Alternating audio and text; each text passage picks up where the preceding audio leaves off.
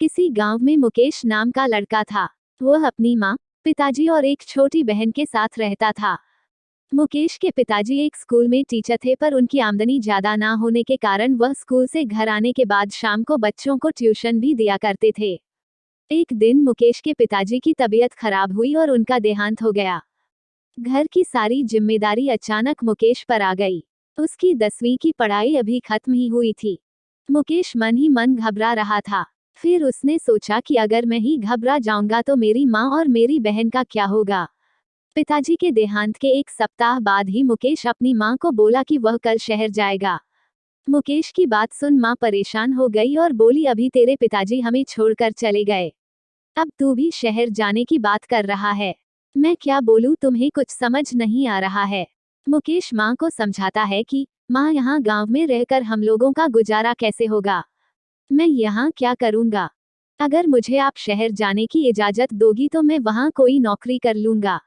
मैं नौकरी मिलते ही आपको और छोटी को भी अपने पास शहर ले जाऊँगा। माँ चुप होकर मुकेश की बातें सुनने लगी।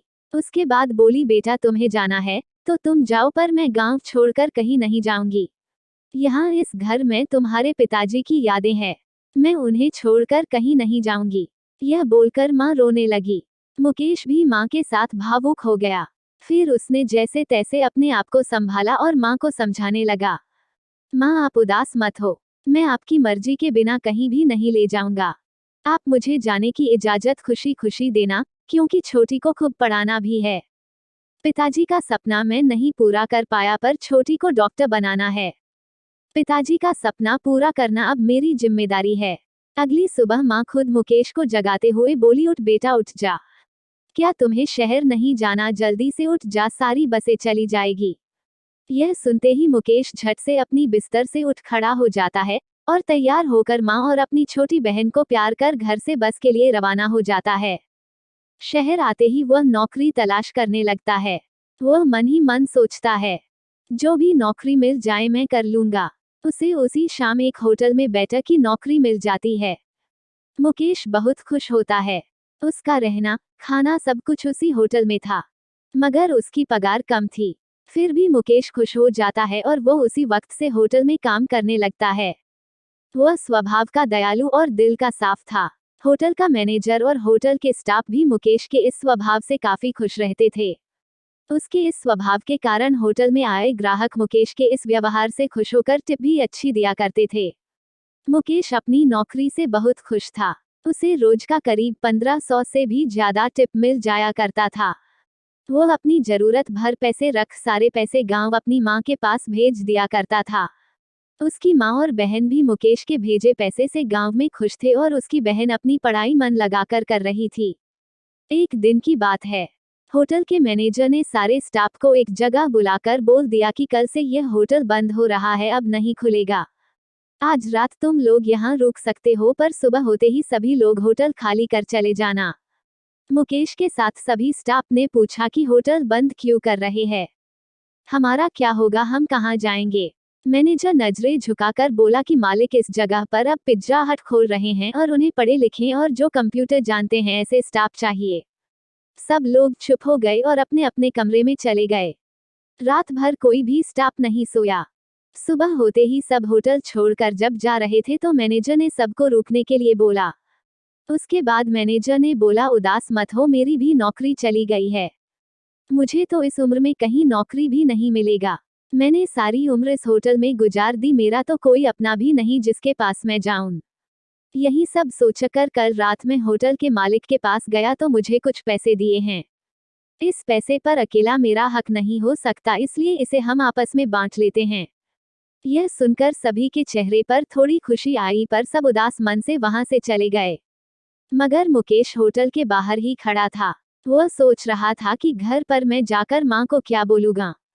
मैं घर नहीं जा सकता, मुझे आज ही नई नौकरी ढूंढनी होगी।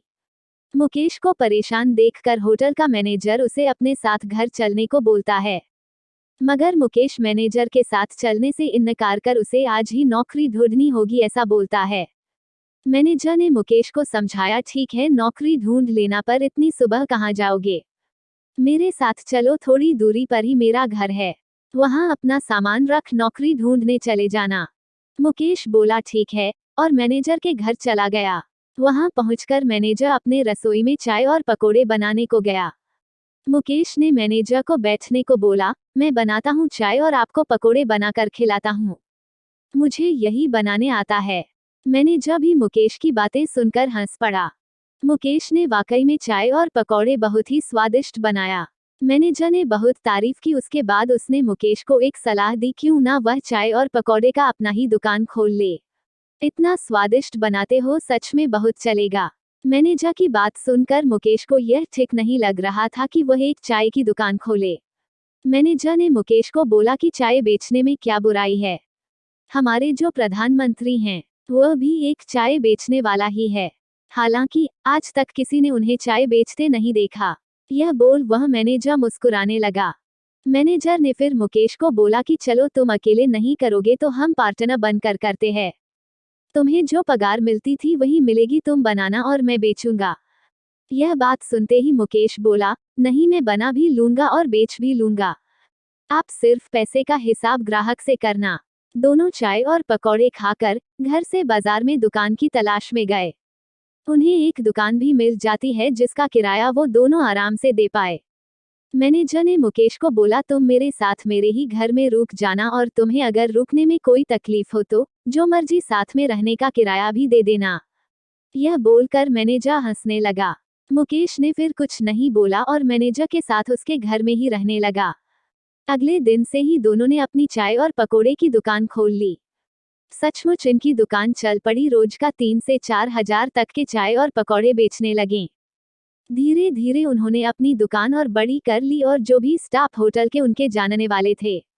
मुकेश ने फिर कुछ नहीं बोला और मैनेजर के साथ उसके घर में ही रहने लगा।